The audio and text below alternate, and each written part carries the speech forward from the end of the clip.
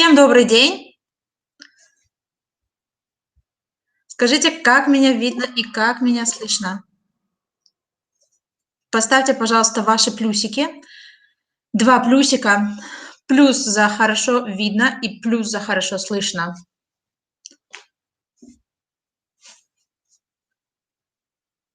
Есть. Вижу. Вижу ваши плюсики. Давайте еще парочку, чтобы... Здравствуйте, Иван. Спасибо, вы всегда посещаете наши тренинги.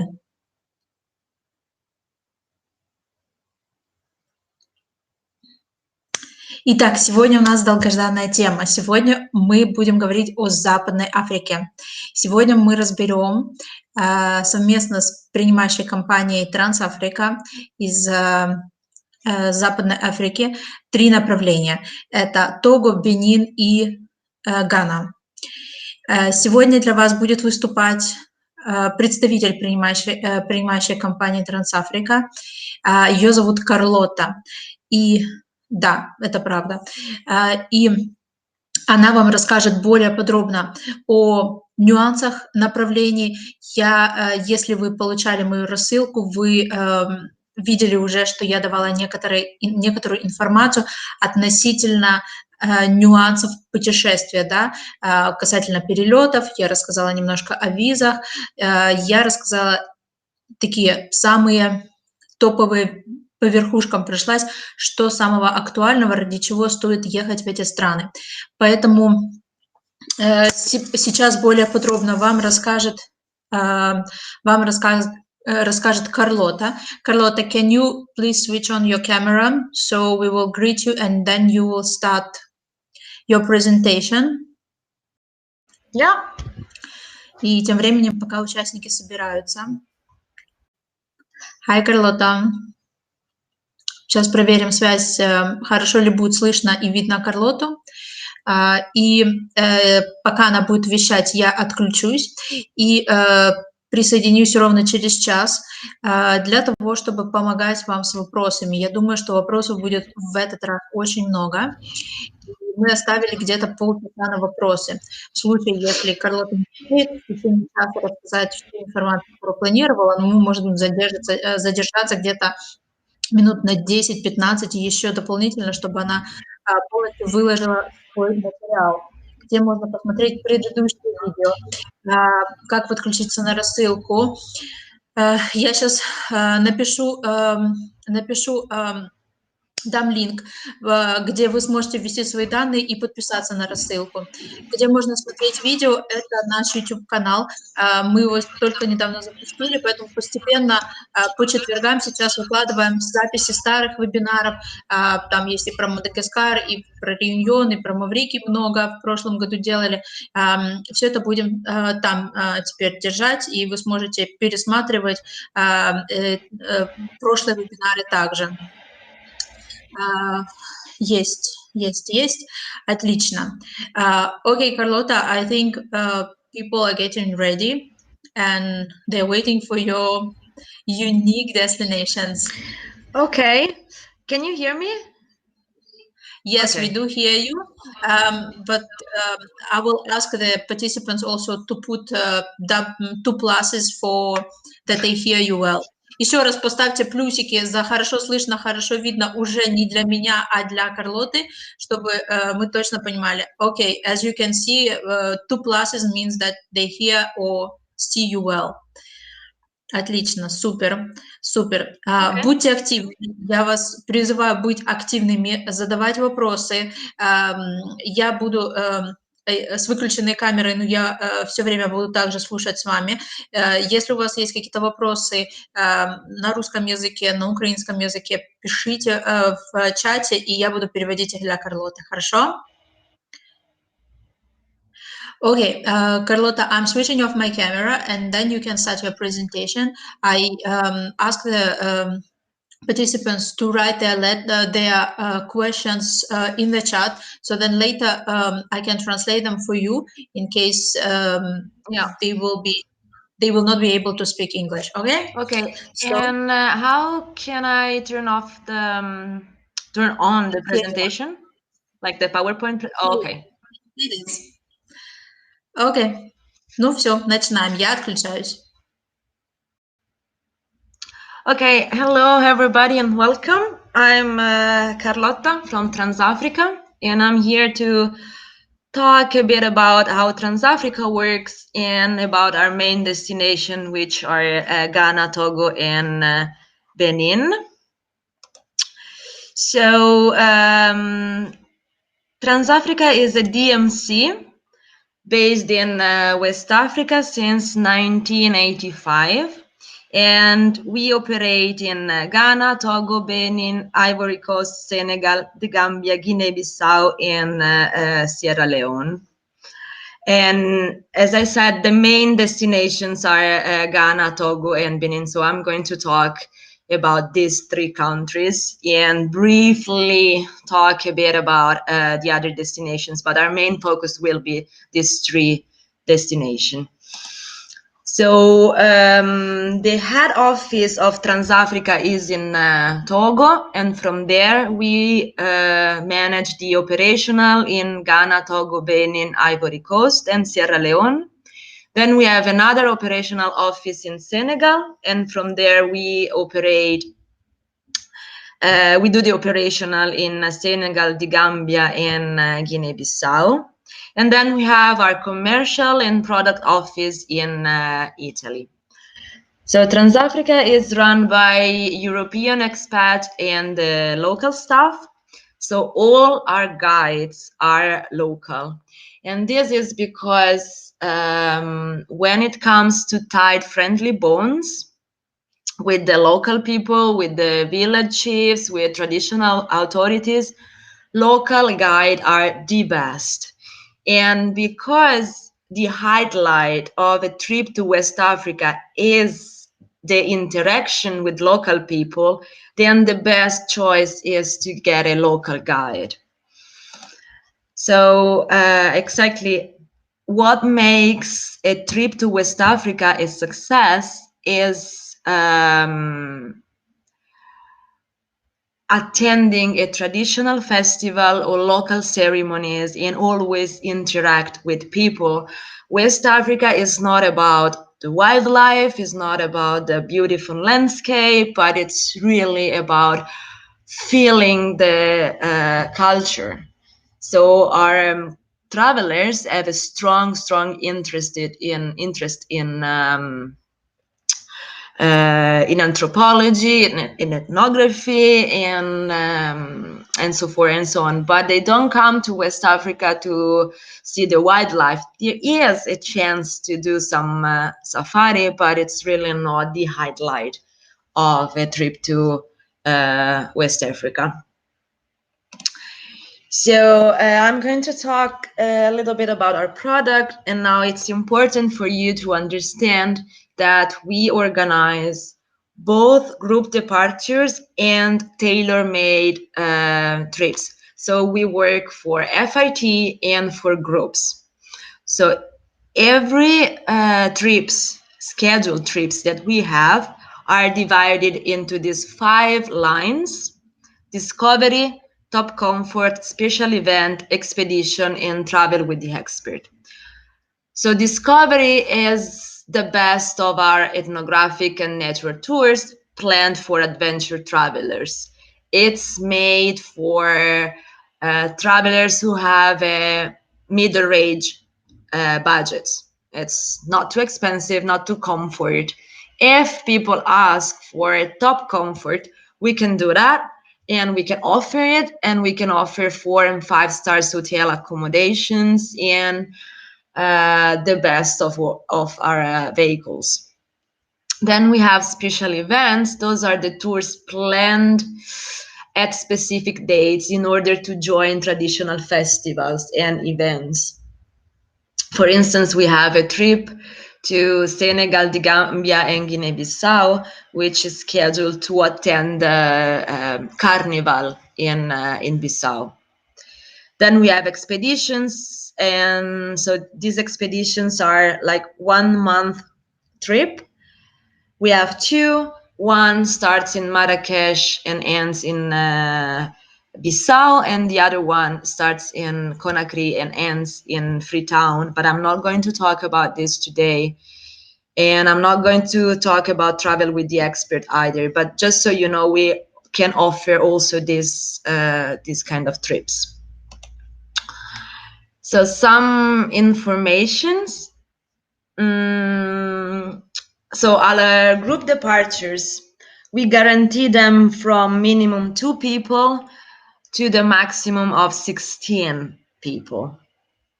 Group departures are sold by a pool of international tour operator. What does that mean? It means that in a group, there will probably be people coming from different tour operator and most probably speaking different languages. How do we deal with it? So we guarantee a guide who speaks the same language as the clients when the clients are minimum 2 people. So let's say in a group of 6 people, 2 are English speakers, 2 are French speakers, 2 are German speakers, then we will guarantee a guide who will speak English, French, and German, or most probably a guide and a translator. But if there will be only one person talking German, for instance, we won't guarantee the guide speaking German. I hope that's clear. So we always give you net rates. So our rates never include any agent fees. And this is because any agent is free to choose whatever fees they want to add, to charge. Then our rates never include international flights, visas, and travel insurance, which is mandatory. We always quote in euro, and this is because euro has a fixed rates, exchange rates with the local currencies in West Africa, which is the CFA. So this avoids the fluctuation of the flowing of the market. So it's easy for us, it's easy for you and for the clients. Then we can quote extra nights, pre and post tours, whatever you want, it's no problem. And then vaccinations. So everywhere in West Africa, but in Senegal, vaccinations are mandatory. Yellow fever is mandatory. But the good news is that since a couple of days, yellow fever is lifelong. So it doesn't matter when you took the vaccination, it can be 50 years old, 20 years old, it's still valid. So once you take the vax, you don't have to take it again. Instead, before, the vax lasted for 10 years. So every 10 years, you had to retake it again. And then prophylaxis anti-malaria is not mandatory anywhere, but is highly recommended. A little bit about accommodation. So as I said, in our group departure, we always tend to provide 3 stars hotels. Sometimes we provide 4 stars hotels only in the main cities. So there is a possibility to spend the night in 4 and 5 stars hotels only in the city, but please do not expect them to be cheap just because we are in Africa. I always say that it's important for you to understand that hotels in West Africa are as expensive as European hotels, for instance.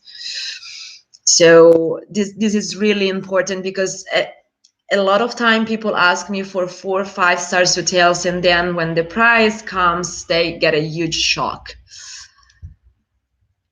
And the last thing about accommodation is that triple rooms are basically impossible to find, and twins rooms are very limited.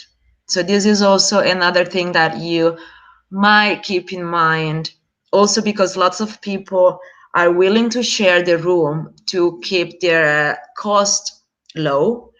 But then you have to realize that twins rooms might not be guaranteed.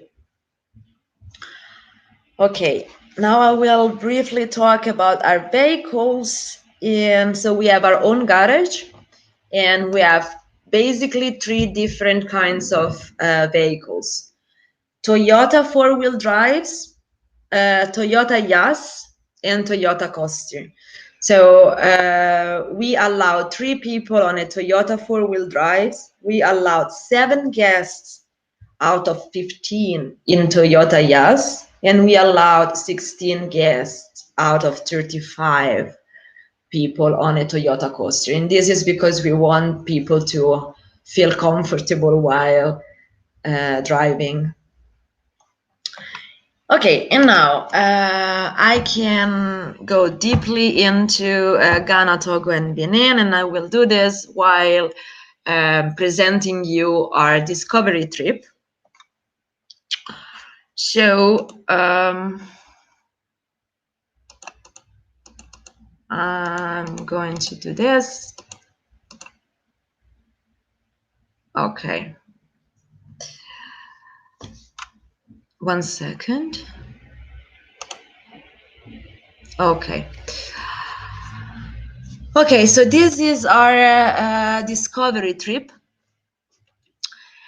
It is 12 days trip, 8 nights in hotels. It starts in Lome and ends in Accra.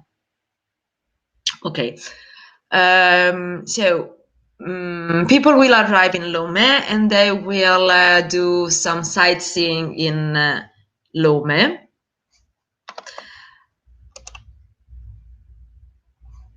Okay, so they will see, for instance, these Nana bands, who are the lady who sells the typical wax. It's a typical clothing of West Africa. Then from Lome, they will drive all the way to Ouidah, and along this way, they will probably see a voodoo ceremony. And this is because Togo and Benin are the lands of voodoo, and those are the lands where voodoo comes from. And there is a huge community which still strongly believe in voodoo. So it's not very hard to find voodoo local ceremonies along the way. And this is really, from Lome to Ouidah is really the area of voodoo. So most of the time people just bumped into a voodoo ceremony. And it's nice to see that travelers realize that voodoo has nothing to do with our Western idea of voodoo. So it's quite interesting. Then they arrive in Ouidah.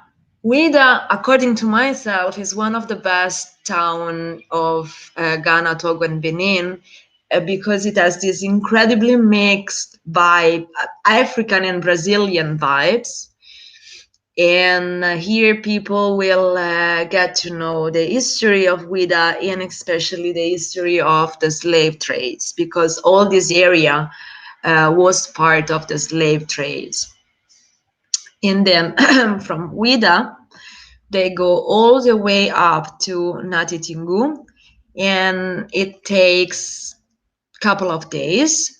So there will be some stops in between. People will visit local markets, and they will stop in a place where we call it the Fetish Hills.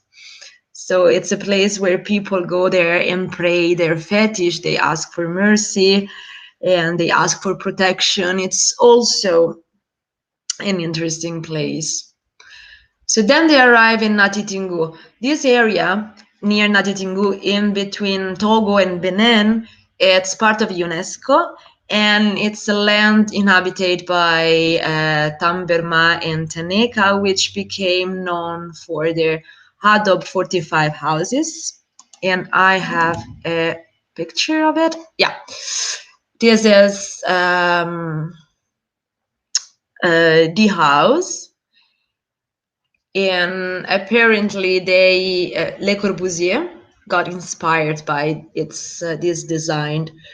So the travelers here will do a tour with a local guide. They can enter the house. The local guide will explain them how the origin of the houses and their history, and they can talk to the local people and ask them how they live and why do they still live in this kind of houses, and so forth and so on.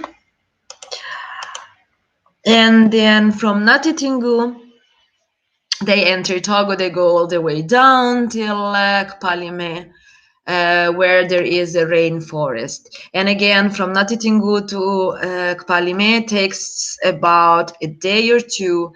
And again, with stops, they will stop in a village where people do the fire dance. So they dance with fire. And once in Kpalime, they will do a walk, again with a local guide who will explain them the day and night life, life of the wildlife of the rainforest. And then finally they will enter Ghana. Okay, their first stop will be here in the Krobo land. Krobo people are known for their glass beads. So they're good at making beads out of glass. And the travelers will visit a factory. And then from the Volta region, from this area, they will go all the way to Kumasi. Kumasi is the area of Ashanti people. And let me show you a picture. Yeah, Ashanti had a huge kingdom back in the days, and they were known for the gold mining and for the jewelries that they made out of gold. Ashanti people still nowadays are really proud of their origin, so they're really proud of being Ashanti. And so they still have a king. So every 6 weeks, they celebrate their kingdom and their king during a festival called Akwasidae. And we always include the Akwasidae festival in our trips because it's a unique chance to see the Ashanti clothes and the Ashanti jewelries. And during this festival, so the king comes outside, everyone dances for him, they give speeches, and it's a very joyful moment. So this is, for instance, a parade that happens during the Akwasidae, and all the chiefs get out of their houses. They walk in this parade and they greet the king. And then lastly, from Kumasi, they go all the way to the coast and to see the slave trade forts. Like this one, this is Cape Coast Castle. And so those forts were used to gather the slaves before they were shipped to the Americas. And then they go to Accra, they do the visit of Accra, and then they catch their flight out. So this is pretty much a classical Ghana, Togo, and Benin tour. So as I said before, I'm going to, those are some pictures of Ghana, Togo, and Benin. This is Taneka people, and then we have a Goon celebration, Voodoo, and Gambier, which is a village on stilts.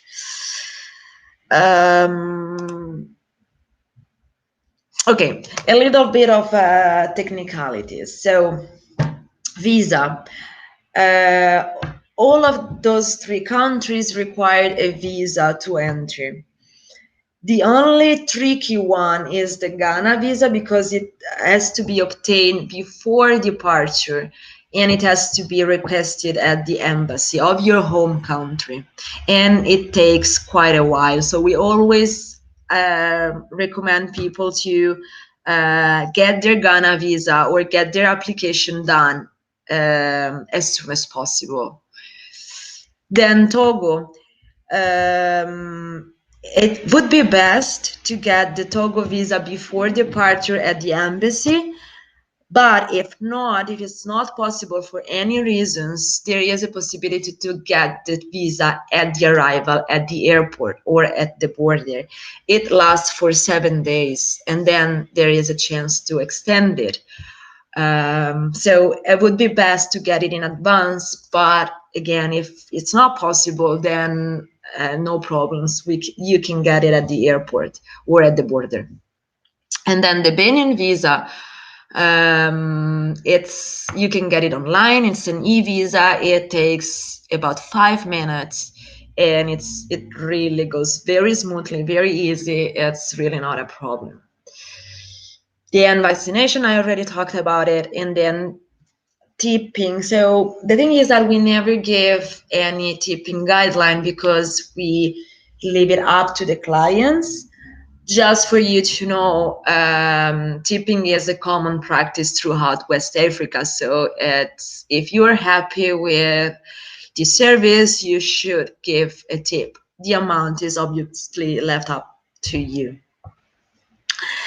Then the local currency. So everywhere in West Africa, there is franc CFA, except for Ghana, where they have cedi, and Gambia, where they have dalasi.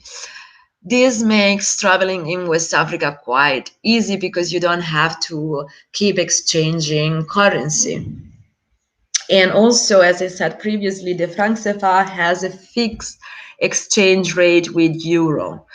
So this, as I said, prevents the flowing of the markets. And then climate. So this region has 2 distinct seasons, and traveling is possible all year. The dry season runs from October till April, and the wet season from May till September. Now, personally, I would avoid traveling in this area from May till June, because it's very, very, very humid. It's very, very hot, and traveling is not that pleasant. This being said, I've done it, and I'm going to lead a group in May as well, and it's still possible. Only it's very humid. And yeah, that's pretty much it. Yeah, I'm going to show you our other destination very briefly. So we have Ivory Coast, which is the land of masks. So if anyone is interested in African masks, this is a place to go. So these are some examples of Ivorian masks.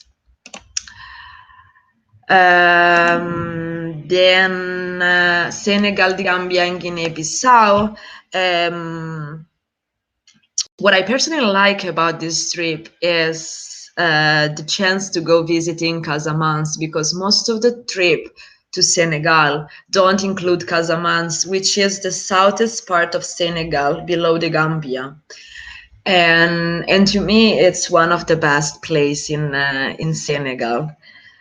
And also what makes this trip very nice is the last part of the trip, where people will sail on the Bijago archipelago, which is the biggest archipelago in West Africa. So people will experience wild beaches, nice sea, and a beautiful, very beautiful lodge on the beach here.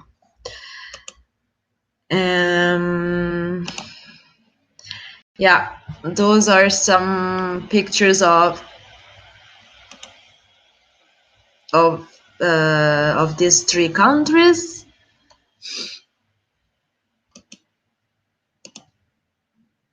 And then, then this is the TransAfrica expedition, but I'm really not going to talk about this now. So from my side, it's pretty much it.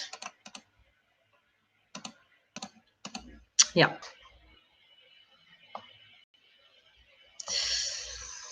Yeah.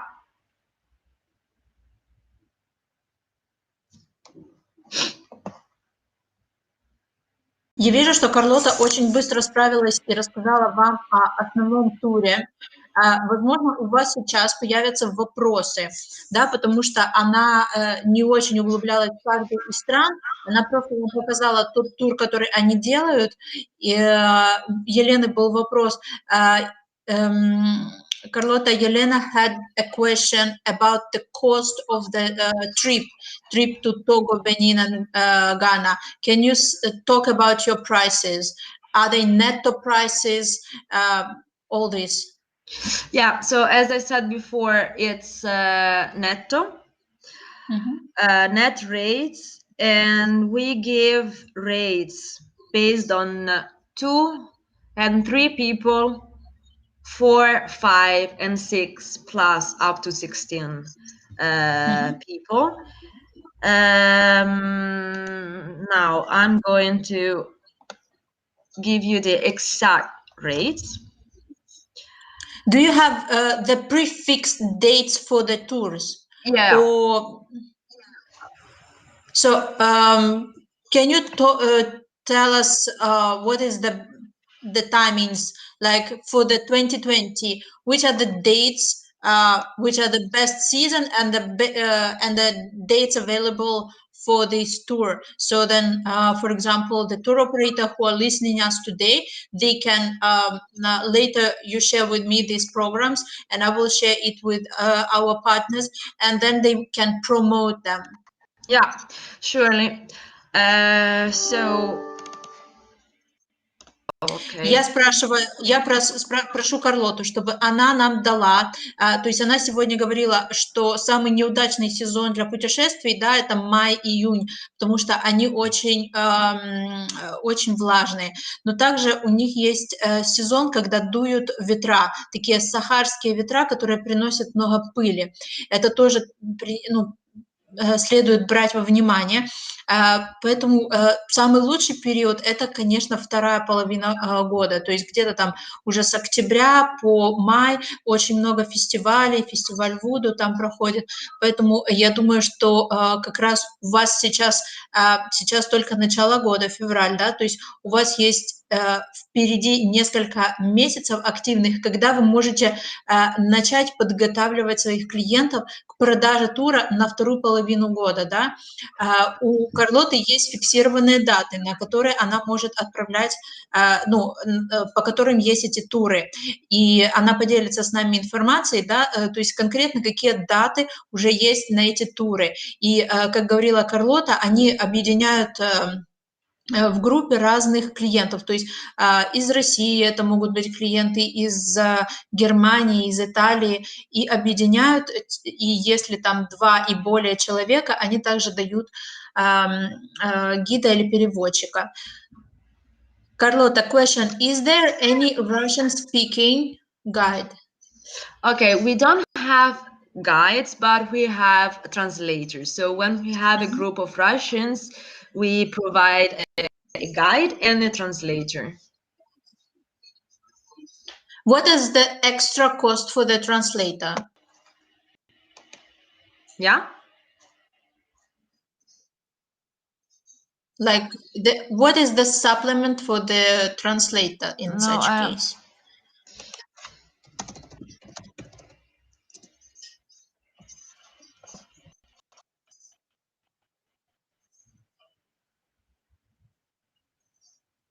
Carlota, you hear me? Yeah, now I can hear you. Yeah.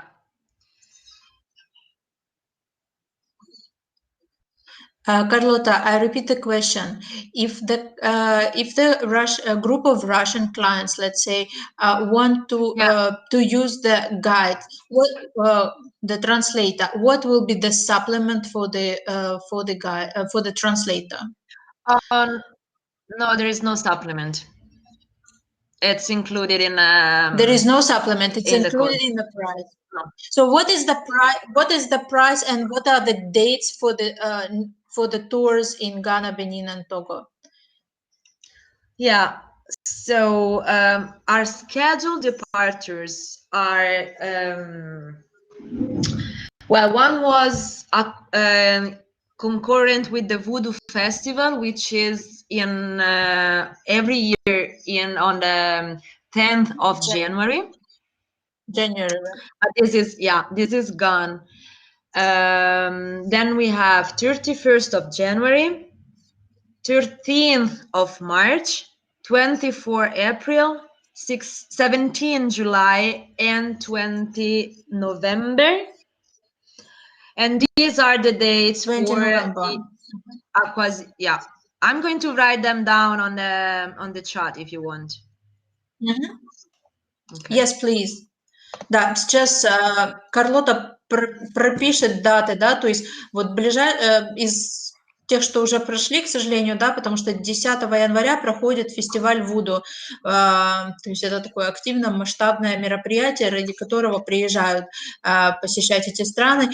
Вот они стараются под этот фестиваль и под подобные другие фестивали также, то есть, ну, из того, что я вижу, да, там есть в июне, она сказала даты, если мы май опускаем, да, потому что не очень удачный период, июнь тоже опускаем, потом там уже где-то с ноября. То есть если вы хотите, у вас есть определенный пул клиентов, которые могут быть потенциально заинтересованы в Западной Африке, вы их постепенно подготавливаете. Смотрите, вот я была на вебинаре, вот у нас есть какие-то туры, да, если вы там вовремя подготовите их к визам, да, к вакцинации и к возможности там и забронируйте перелеты заранее, потому что сейчас в эти дестинации летают турецкие авиалинии. В две из этих стран летают турецкие авиалинии. Об этом я писала, когда делала рассылку вчера и позавчера.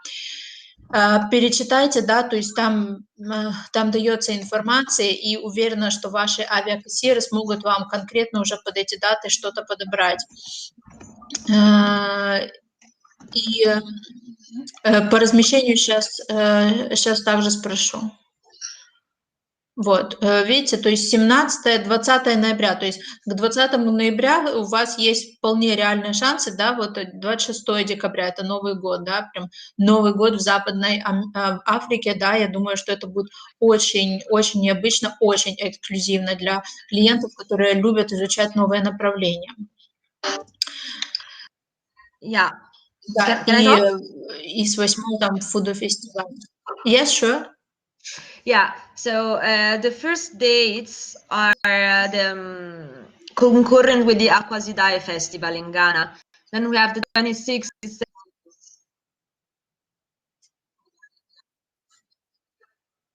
Last 3 dates that I've wrote down are concurrent with a special event. So the Voodoo Festival, the Yam Festival, and the Millet Festival. Is that clear?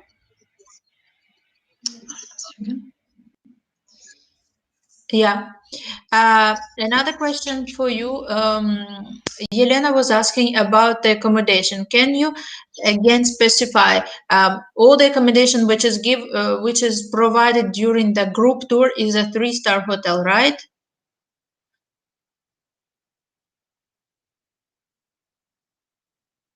Так, Карлота у нас куда-то пропала, исчезла. Ждем Карлоту, пока она подключится. Пожалуйста, пишите ваши вопросы, да, потому что направление очень необычное, очень сложное на первый взгляд, нужно разобраться. То есть еще раз подчеркиваю, да, то, о чем говорила Карлота. В Западную Африку приезжают в первую очередь ради вот этой культуры, ради многообразия племен. We hear you again, Carlota.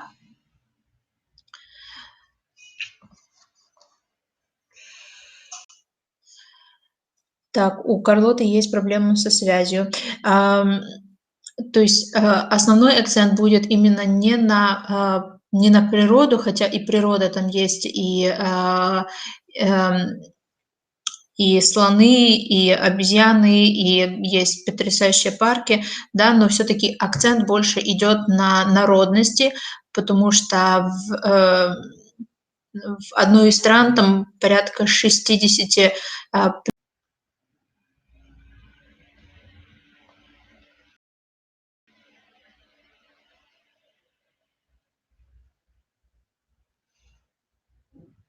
Так, что-то у нас вообще случилось со связью, и меня даже выбило. Так.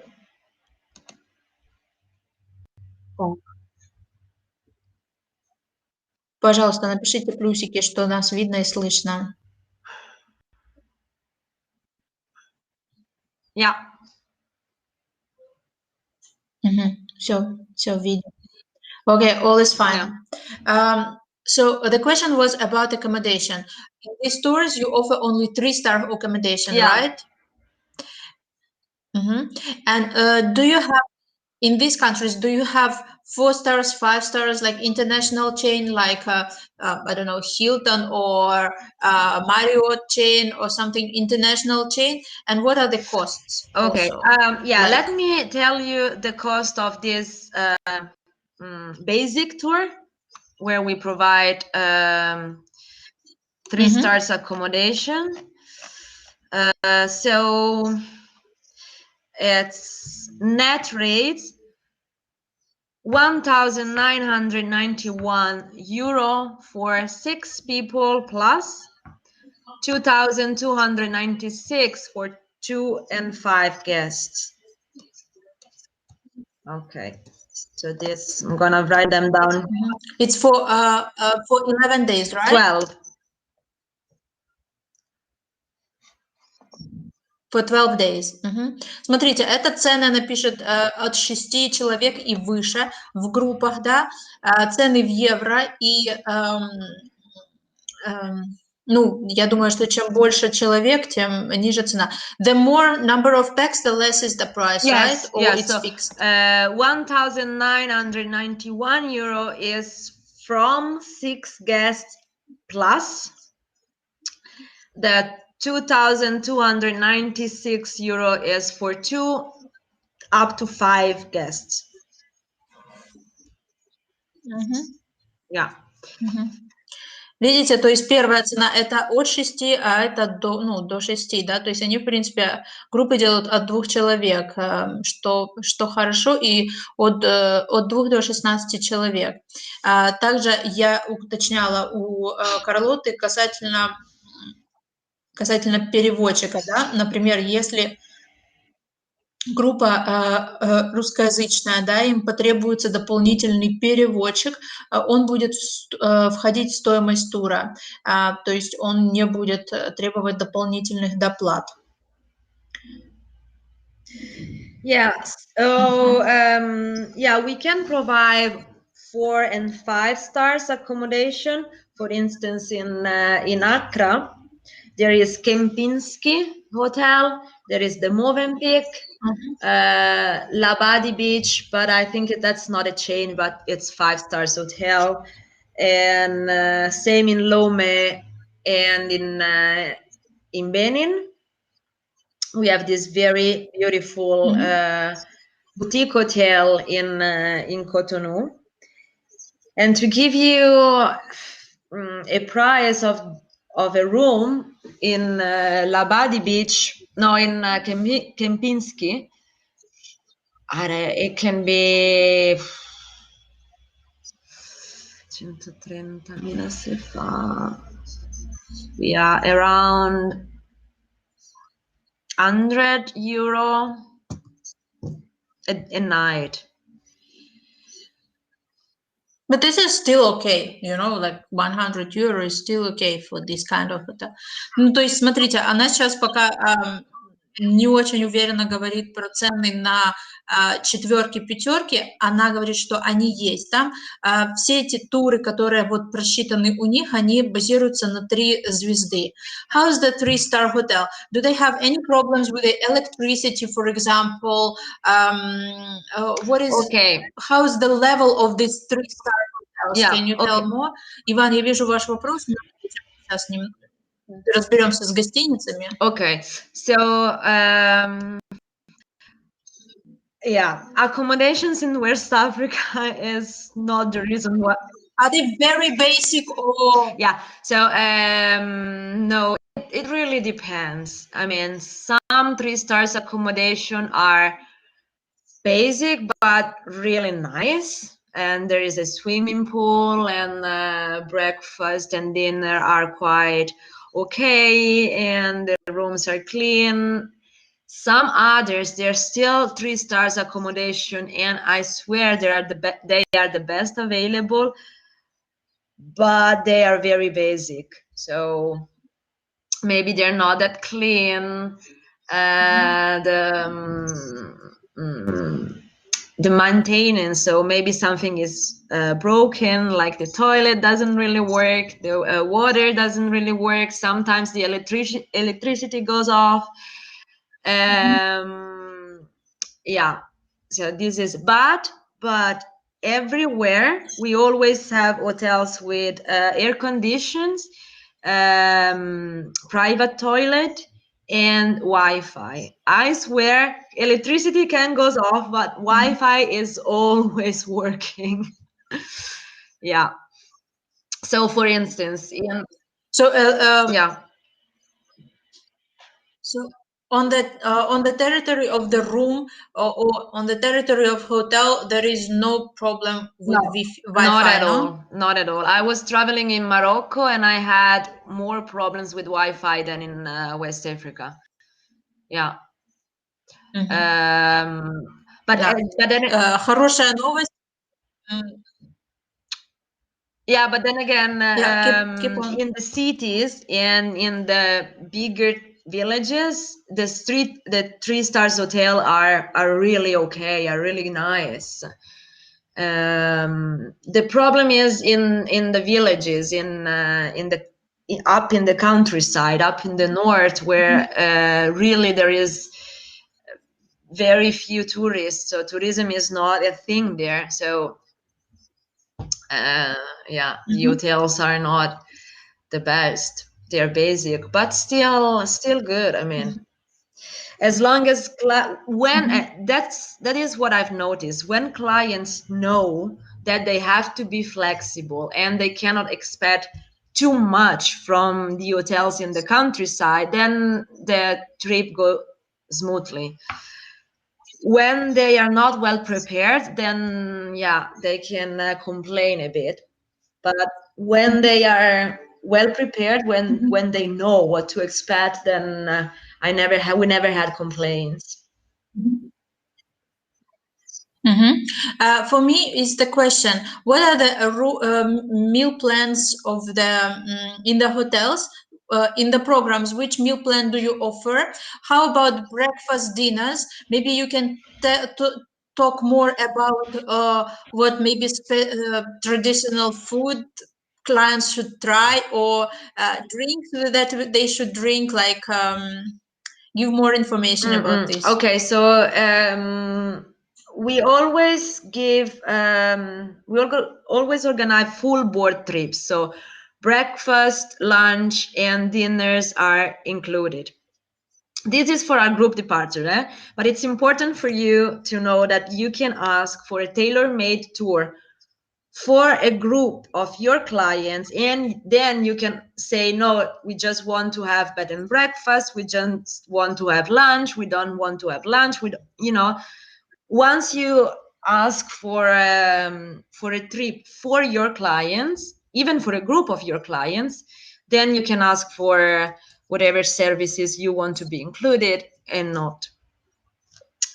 Okay, so okay, well, breakfast will always be at the hotel, of course, and it's intercontinental breakfast. So there is a bit of everything, like a bit of eggs, salty and salty food and sweet food. Again, in the hotels, in the cities, breakfast can be very large. In the villages, it's not very large, but still intercontinental breakfast. Then we stop at local restaurants for lunch on the way. There people can try local food. And for instance, the typical food of these three countries is fufu. Fufu is the sort of dough, you know polenta. Yeah. So it's a sort of polenta made of millet, and you can eat it with hands, and it's always with vegetables and meat, or with fish, and with lots of. So it's like a porridge made of corn. Yeah, kind of. Yeah. And this is the typical food of this region. We always make travelers try it. And otherwise, it's typical African food. So chicken, rice, vegetable and rice, fish, a little bit, not too much. And then yam, millet, those staple food. It is very spicy. I mean, if you want to eat it like Africans, is very, very extremely spicy. But if you don't like spicy food, then you can ask.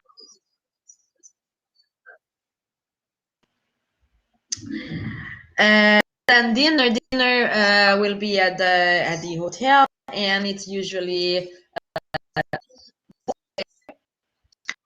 or like self-service, or they can choose from a menu.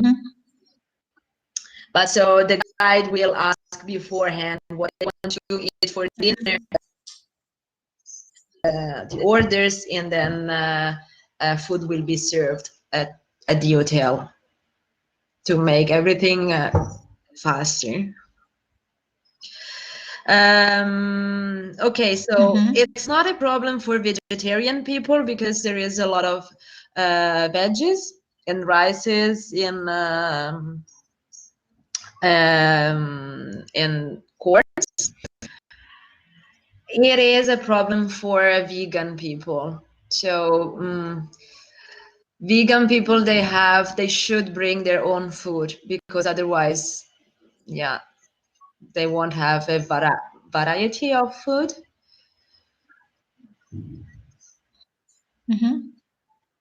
Okay, there are two questions now in the chat. Can you talk about the security in these countries? Can the clients go out in the evening by themselves to go for a walk? Like maybe in this line, you can also talk about infrastructure. How well infrastructure is in these countries? Which country are the best developed, less developed? More about this. And there is another question in English. Please advise tips for the guides, translator, and chauffeur. Though you already replied on that note, just give the idea. Like, for example, usually your clients tip this much, right? Yeah. I will switch off. На секундочку отключусь. I will disappear for a second, and then we'll be back, and you can keep on replying the question. Okay, yeah.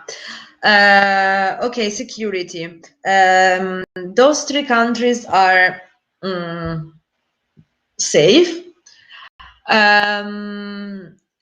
so it's safe to travel in these 3 countries, but it's important for you to know that we are constantly 24/7 monitoring the warnings of the Minister of Foreign Affairs.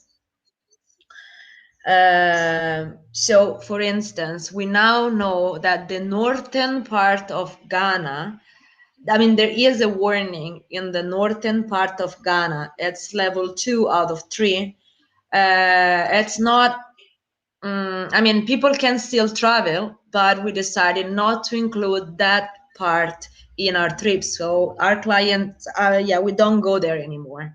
And even if people ask for it, we say no. And this is because there is this level 2 warning in the northern part of Ghana. So it's, I mean, safety for us is crucial. So we constantly monitor the website of the Minister of Foreign Affairs, and we are 24/7 connected with the guides when they are on tour. So if they see something weird happening, they always call us and they call each other. They're constantly connected to each other. And seriously, our guides are very serious about this thing. So even if there is a protest on the street, they tell us, and they are the ones telling us, well, we better don't go there, maybe. So about this, we are we take safety very seriously. For instance, we used to operate in Burkina Faso, and we stopped all our operations way earlier before the warning appeared, because we knew the field, we had people, we had connection, and we understood that the situation was going bad. So we stopped everything.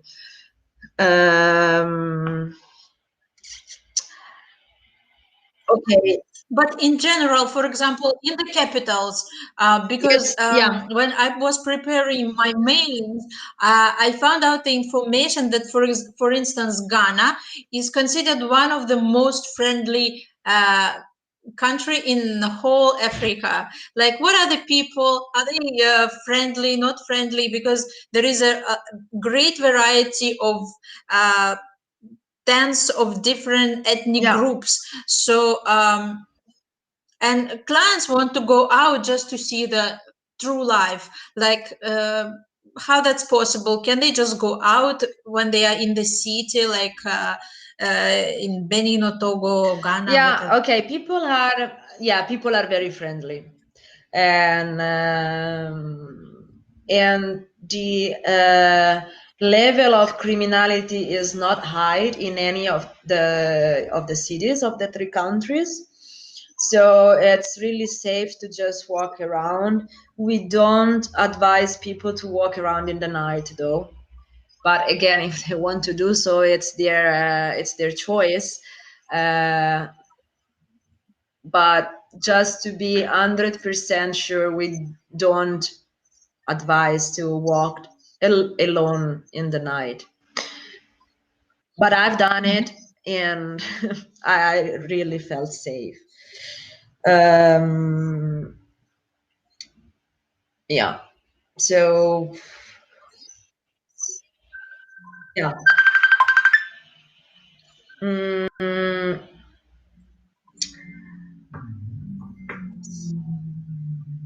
Yeah, the level of infrastructure. So again, it depends. Like, most of the roads are in good conditions. Sometimes we don't even need a 4-wheel drives. I mean, most of the time we don't even need 4-wheel drives. There is some roads which are very in a poor conditions. One is the road from the northern part of Togo till Ghana. That's that is a road which is still in poor condition, and we're still waiting for it to be fixed, but who knows when will happen. Yes, in this, when you're talking about this, I have another question. For example, I already compared the size of the countries, and they are, don't look big. So, what are the longest Driving hours drive that clients will have from one point to another? Yeah, no, this is true. They're not big, but Ghana, people don't really realize it, but Ghana is huge. But then again, we don't go to the northern part, so it makes it a bit smaller. They're not big, but they're long. You've seen Togo. It's very long. Yes, yes.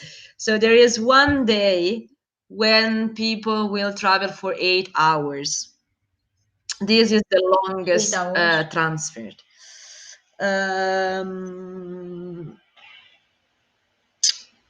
Yeah, it's, I mean, if people don't like spending too many hours in the car, this is not the place to go, or at least this tour is not fit for them, because they will spend minimum 3 hours a day in the car, but on average, say 4 hours, 4 hours in a car.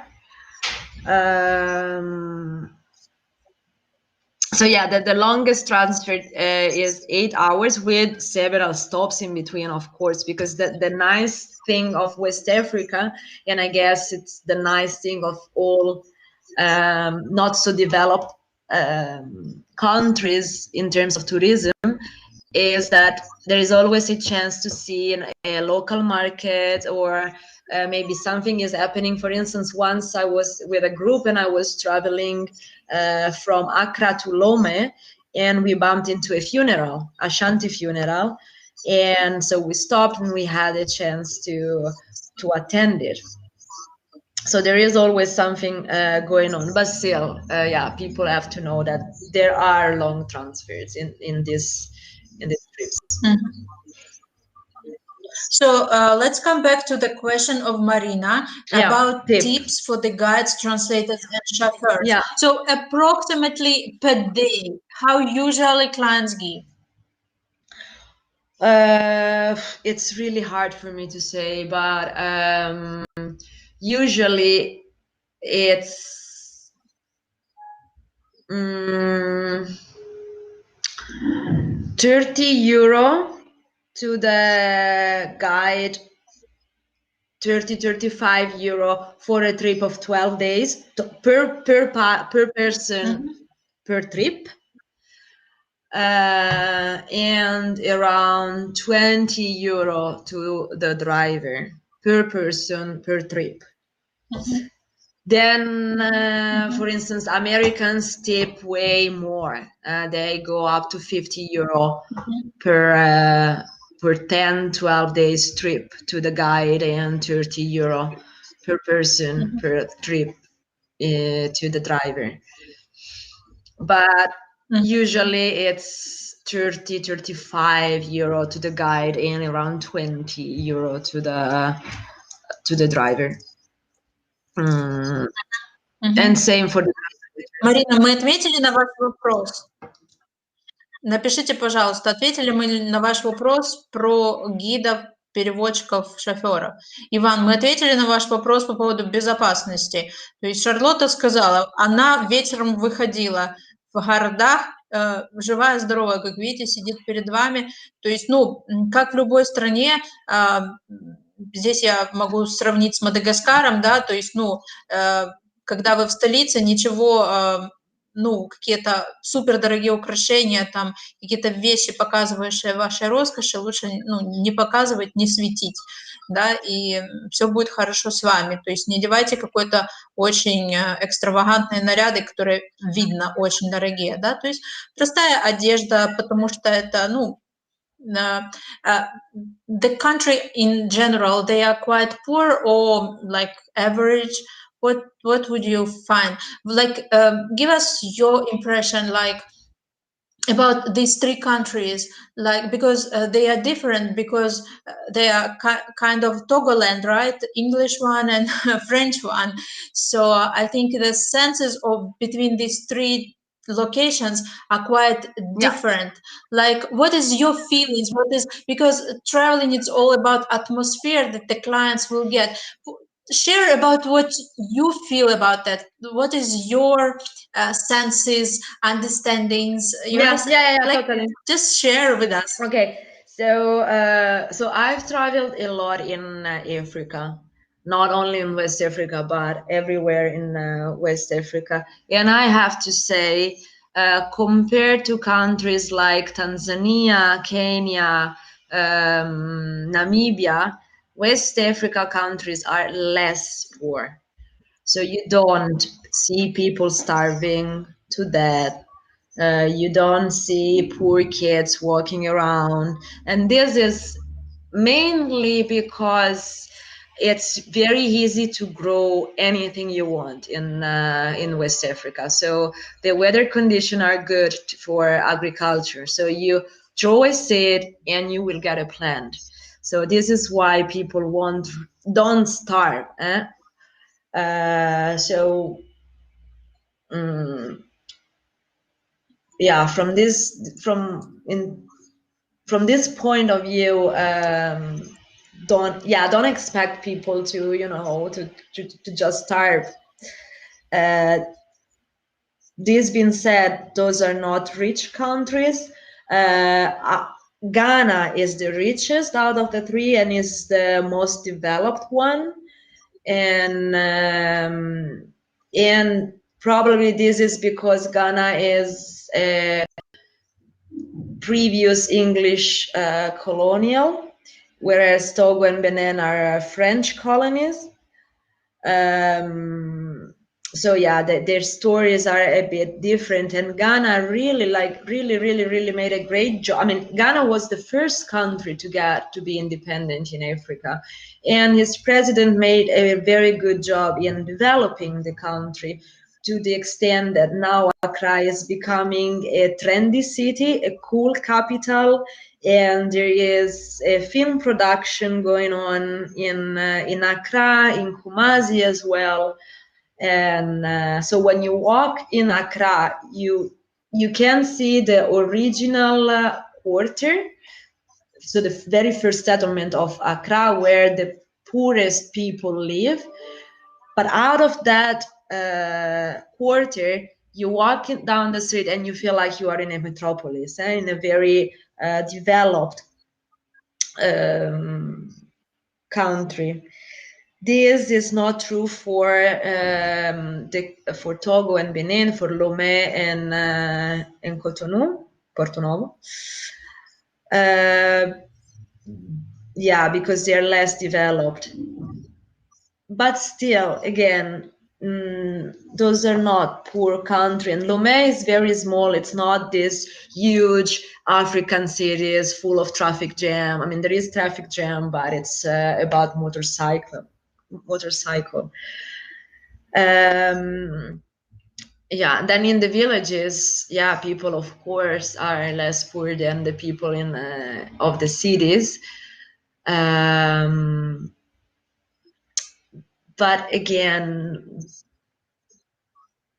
yeah, I would just say people don't starve, and it's probably, if you're experienced in traveling in countries like Tanzania or Kenya or Namibia, you will be impressed by the fact that people are not as poor as the people who live in these countries. I have another question for you. What you see from TransAfrica clients? Who are the main clients who are coming? Like, which nationalities? Just my question. And another question is, like, do you have any individual tours, like VIP tours, like, for example, then which you can tailor made for the clients, right? Yeah, so okay, the average target are people who have a strong, no, first of all, people who have already traveled a lot in Africa. So it's never their first time in Africa. And this is understandable because those are less known countries, is a bit more difficult to travel around. Because the accommodation can be not the best, and it requires a lot of flexibility. There is no safari, no wildlife. It's really a bit different from the cliche of Africa that we all have. So our experienced travelers, they know Africa already, and they have a strong interest in ethnography, and they want to interact with people. They are not interested in, again, wildlife or the beautiful landscapes and the beaches, because this is one thing. Like, even though all these three countries are on the coast, the beaches are not the best. There is a place in Ghana where the beach is very nice and it's a very good spot for swimming, but it's far away from Accra. It's in the western part of Ghana, so it doesn't fit into the trip that I show you before because it's too far away. We can organize a post tour to the beach, but yeah, those are not countries where you go for beaches. The beach of Lomé is terrible. I mean, it's huge, it's nice to see, but it's dirty, and the sea is dirty because it's near the harbor, and yeah, it's not a pleasant place to stay. It's nice to have lunch on the beach, but not for swimming.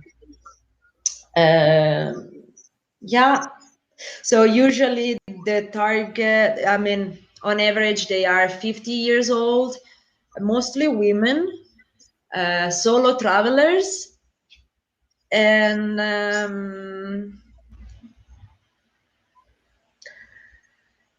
yeah, that's it. Do you have? But which nationalities, like Europeans, more mostly English speakers and mostly English speakers. Then, like this year, we had a huge group of Polish. They came 3 times in West Africa. Then we have Israeli people, Italian and French speakers, not so many, but still they are. Yeah, and that's it. Mostly English speakers. Yeah, just talk about the VIP tours. And the last question for today, my last question, and then we will ask again the audience if they are fine with the information which we shared with them today, then we finish. And the last question, so you talk about VIP tours, and please just specify if you would be a tourist, what would you recommend to bring from Togo, Benin, and Ghana as a gift home? Yeah. Okay. So yeah, we do have, as I said, the Top Comfort tour. Okay. I must say, you won't find. We call them Top Comfort and not luxury because we cannot provide luxury in our destinations, not at all. So it's Top Comfort. It's like if you are experienced with, or like those super luxurious glamping in Tanzania or South Africa, no, we cannot provide those standard of luxuries, but we can provide Top Comfort. So as I said, there is Movenpick, Kempinski, Labadi Beach. So we have 5-star hotels in the coast. And if luxury is the thing, then we organize a trip that goes along the coast of the 3 countries. We don't go all the way up to the north because, yeah, because the reasons I said previously.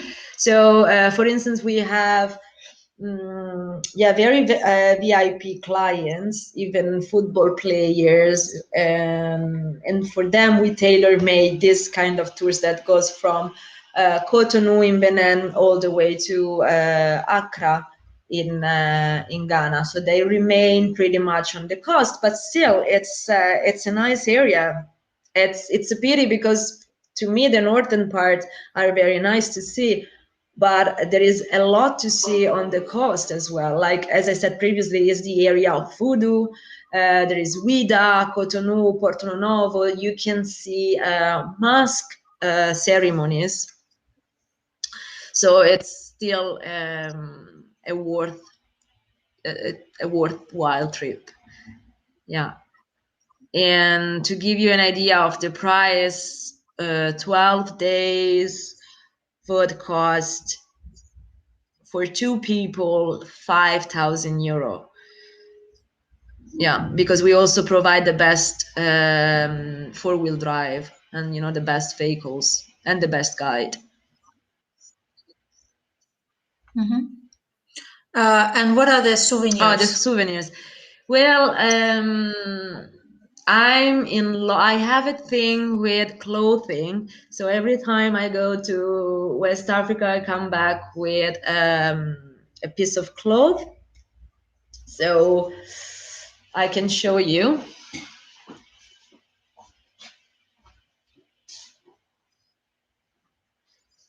Okay. В общем, ту картинку, которую мы повесили как анонс с красивыми мальчиками, обвернутыми красивыми тканями, это как раз тема сувениров, что привозить из стран Западной Африки. Yeah, so this is like the typical Benin cloth decoration, and you can find them in Abomey. So this is this is one thing. Yeah. And I was showing during the presentation these Nana bands, who are the lady who sell the wax, which is the typical clothes of West Africa. And one time I had a client, she was a designer, and she was really into fashion and trends, and she bought the wax because they sell this long piece of cloth, and she asked the ladies to tailor make her a dress, a skirt. I did the same. I have a super nice skirt made by the ladies in Togo with the wax. And then the kente, those are very nice carpets made by the Ashanti people.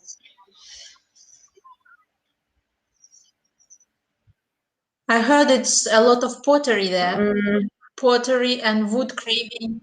There is, I don't know much about pottery in West Africa, but I know that because this is the land of voodoo, you can buy all the goods for making a voodoo dolls. Yeah.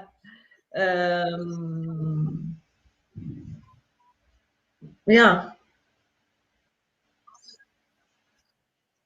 Окей, дорогие, пожалуйста, пишите ваши вопросы. У нас остается совсем немного времени, мы закругляемся. Я выступала в роли модератора и задала массу вопросов Карлоте. Я думаю, что эти вопросы были полезны для вас. Мы узнали о дорогах, о длительности, количестве переездов, сколько нужно давать типсы водителям, как обстоит ситуация с питанием, как состоит ситуация с гостиницами, есть ли там пляжи для купания или нет, что смотреть, какие программы, сколько стоит. Я думаю, что это все актуальные вопросы.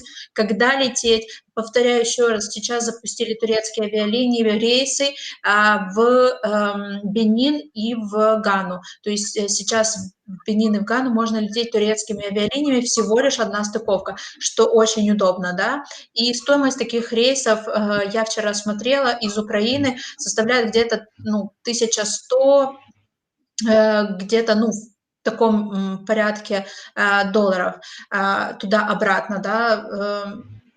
И опять же мы знаем, что чем раньше мы бронируем билеты, тем более выгодная цена. Поэтому пользуемся спецпредложениями, которые делают авиалинии. Пожалуйста, пишите ваши вопросы. Если остались какие-то нюансы, которые мы не ответили, вы можете также задавать вопросы Карлоте. Мы делаем запись данного вебинара, поэтому завтра вы получите письмо с благодарностью. Еще раз напоминаю, что если вы еще не подписаны на рассылку от меня, пожалуйста, подпишитесь. И также можете писать мне на почту. Это моя почта. Сейчас я ее напишу, у меня их две. И я вам завтра напишу письмо, где также предоставлю все программы, о которых мы сегодня говорили, и также предоставлю вам контакты принимающей компании TransAfrica, чтобы вы могли контактировать в дальнейшем с ними напрямую и планировать свои туры.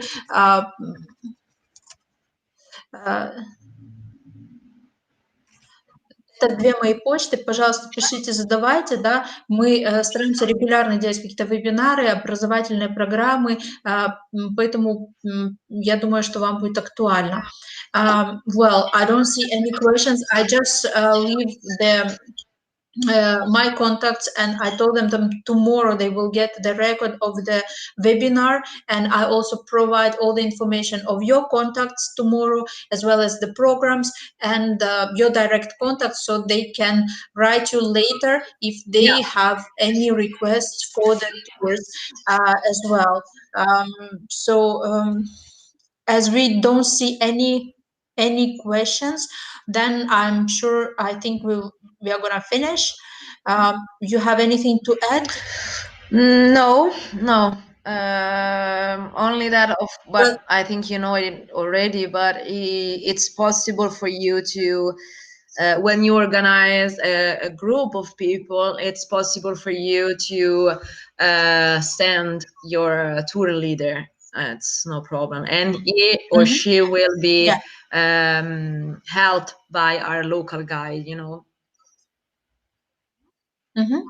Yeah, and of course, if it's individual group, for example, sent by the tour operator to you, then we can fix another dates apart from those which you send. Yeah. So every tour that we have, any other dates other than this is a combined tour. So you can always ask for any dates that you want. And if it's feasible, if it's the good season, then we are happy to organize a tour for you. Yeah. Thank you, Carlota. Okay. So it was really a really unique opportunity for Ukrainian and Russian tour companies to listen such a important and very rare information about destinations of West Africa. I think what we discussed today was really useful to understand how the things are there, for whom is those tours, how to organize, on which things you should focus, what you should prepare the clients for, who wants to go to Western Africa, and most valuable, they got the real contacts of the reliable partner with whom they can get the collaboration after. Yeah, it was a pleasure for me as well. And so you will have my direct contact, my email, and I'm looking forward. Yeah. And we do hope that after this webinar, you will get some requests or even clients from after the webinar. Okay. No, thank you. Все, всем спасибо, благодарю вас за участие. Это была уникальная возможность, я не думаю, что она в ближайшее время повторится, поэтому всем спасибо, кто нашел эти 1,5 часа, чтобы присоединиться и послушать вживую. Тем, кто писал вопросы, завтра получите все материалы на почту с записью, с контактами принимающей, с программами от принимающей, то есть все дополнительные материалы. И открывайте новые горизонты, предлагайте вашим клиентам какие-то новые интересные направления, не бойтесь немножко усложнять, да, даже если это задействует какие-то дополнительные ресурсы в роли визы, да.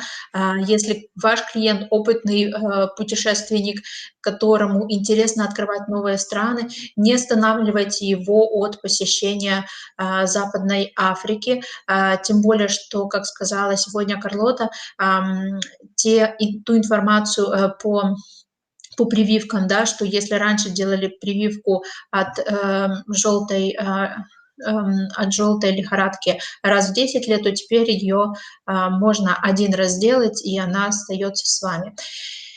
Я вам желаю отличных продаж в Западной Африке и других ваших направлений, и я остаюсь на связи, как всегда, по любым каналам связи: Viber, WhatsApp, YouTube, Telegram, Facebook, почта, звонки, и надеюсь, до новых встреч. Всем до свидания. Okay, bye.